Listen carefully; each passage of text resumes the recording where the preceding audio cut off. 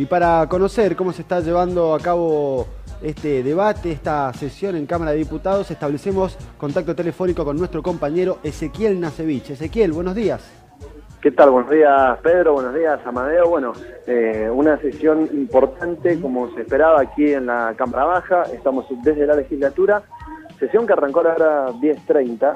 Estamos acercándonos a la 1 del mediodía. Naturalmente, son un poco más de 2 horas los que llevan ya los distintos diputados emitiendo sus discursos, alocuciones y opiniones, en definitiva, que en gran parte forman parte, valga la redundancia, de lo que uno esperaba, por ejemplo, escuchando a diputados del oficialismo, a diputados de la oposición, pero quizá quien mayormente se llevaba la atención aquí de los presentes es el diputado Marcos Niven, por el Partido Demócrata, porque, claro, por ahí era de quien se dudaba, junto a Guillermo Pereira, si iba a prestar acompañamiento o no para el frente que él está representando actualmente, sabemos, Frente Cambia Mendoza. Entre otros puntos que destacó, sobre todo hizo mayor reparo en acompañar de alguna manera el proyecto oficialismo, sobre todo en lo que tiene que ver con la equidad de género y mantener ese 30% que hasta hoy por hoy está obligando la ley que esté presente en las listas.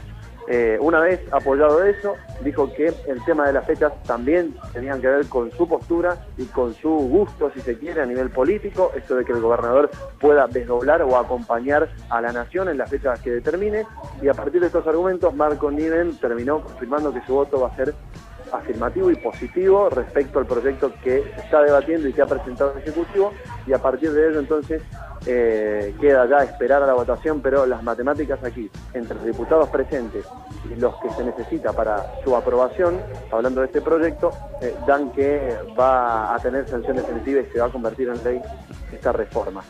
Si les parece, está hablando ahora con los medios, salió del recinto Jorge Tanús, quien dialogó quizá representando al PJ dentro del recinto en su alocución, y en este momento vamos a escuchar un poco qué es lo que nos decía. Y que hoy Cornejo desconoce por razones políticas o de descarte, digamos, porque podríamos hacerlo perfectamente y hay muchas legisladoras de su partido que quieren apoyarlo. En tercer lugar, no da certeza sobre la aplicación del voto electrónico. En algunos departamentos sí, en otros no, da un porcentaje, con lo cual hace muy discrecional esta situación. Por lo tanto, es una ley que sale aparte sin consenso, con ningún partido político de la oposición, a diferencia de la otra ley electoral, con lo cual creemos que es una ley, aunque tenga legalidad, es ilegítima desde lo político porque no cuenta con las mayorías del Poder Legislativo de la provincia. ¿Qué tienen pensado hacer? Porque los números al oficialismo le dan, la ley sale. Sí, la ley sale con los votos propios del radicalismo, como les decía, con una falta total de legitimidad, y lo obliga al gobernador a tomar una decisión en la próxima semana, que es si desdobla o no desdobla las elecciones provinciales con las nacionales. Nosotros esperamos que él unifique las elecciones para simplificar la vida a la gente, y bueno, acá la mayor molestia es ir 7 veces a votar y gastar todo lo que hay que votar, que gastar en el proceso electoral. Terminada esta ley, nosotros vamos a presentar una ley para despenalizar la posibilidad obligatoria de ir a votar en Mendoza. ¿Esto qué significa? Que la gente no tenga sanciones ni económicas ni sociales por no ir a votar, porque acá hay un montón de elecciones, le complicamos la vida a la gente. Entonces lo que queremos hacer es que la gente opte cuál es su voto calificado en el momento de asistir a votar candidatos nacionales, provinciales o municipales. Bueno, hasta allí la palabra de Jorge Tanús, diputado por el PJ, quizá un título importante y con lo que alguien no contaba, que tiene que ver con este proyecto que confirmaba se va a presentar una vez esté ya sancionada la ley de la reforma electoral, algo que va a acontecer en los próximos minutos, una vez que el gobernador la próxima semana determine, porque a partir de esta ley tiene que elegir de acompañar a la nación en las fechas o de desdoblar, pero una vez cerrado este tema, si se quiere, confirmando entonces la presentación de este proyecto en el que los mendocinos no estén obligados a ir a emitir su sufragio, o al menos no tengan este sistema de multas o de sanciones para realizar algún trámite público, y sabemos lo que dispone al respecto actualmente la ley electoral. Con el acompañamiento de Marcos Niven es inminente entonces la aprobación. ¿Se pudo manifestar al respecto también Guillermo Pereira, quien por ahí era el otro integrante de Cambia Mendoza, quien estaba en duda con respecto a su voto o su acompañamiento o no?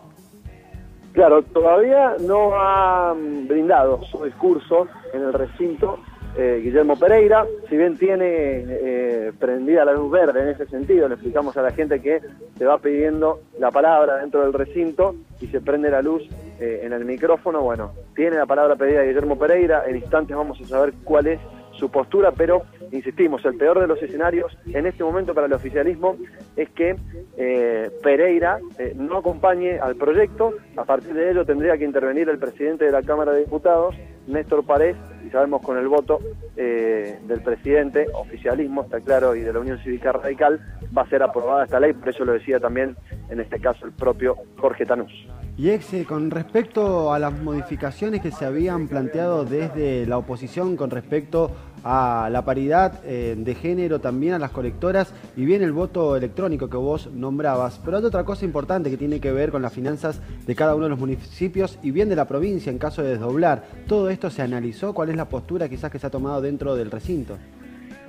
Bueno, respecto a ese tema, Pedro, se ha escuchado la opinión de Jorge Tanús en su alocución en el recinto, y claro, como todo el arco opositor, en ese sentido una oposición, porque claro, se le brinda autonomía en cierto sentido a los municipios, pero también esta autonomía económica que se les dice, bueno, si quieren desdoblar, entonces afronten los gastos. Desde el oficialismo lo justifican casi de la misma manera, porque dicen, si un departamento es autónomo, bueno, también lo es desde lo económico, y si decide desdoblar su elección, tiene que afrontar con sus recursos el gasto de la misma. Bueno, definitivamente fue un punto de choque también dentro de estas más de 2 horas de sesión que llevamos por el debate de la reforma electoral.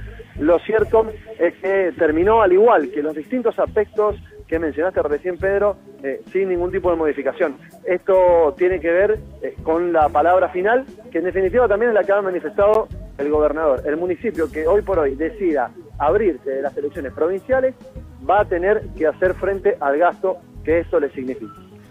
Se consulta, ¿cuál fue la postura o qué dijeron los integrantes del FIT al respecto? Bueno, solamente habló Héctor Fresina, y también otros miembros de la banca del FIT.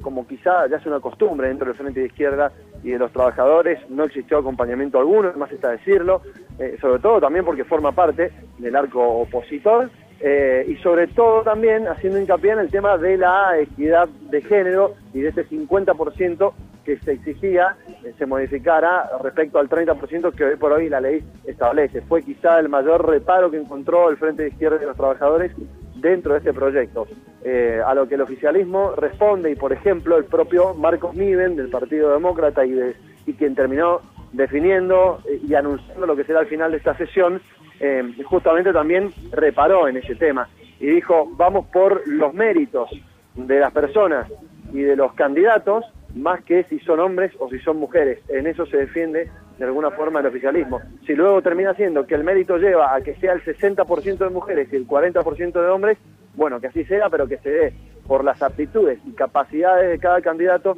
y no porque la ley obligue a que exista determinado porcentaje de hombres y de mujeres. Perfecto.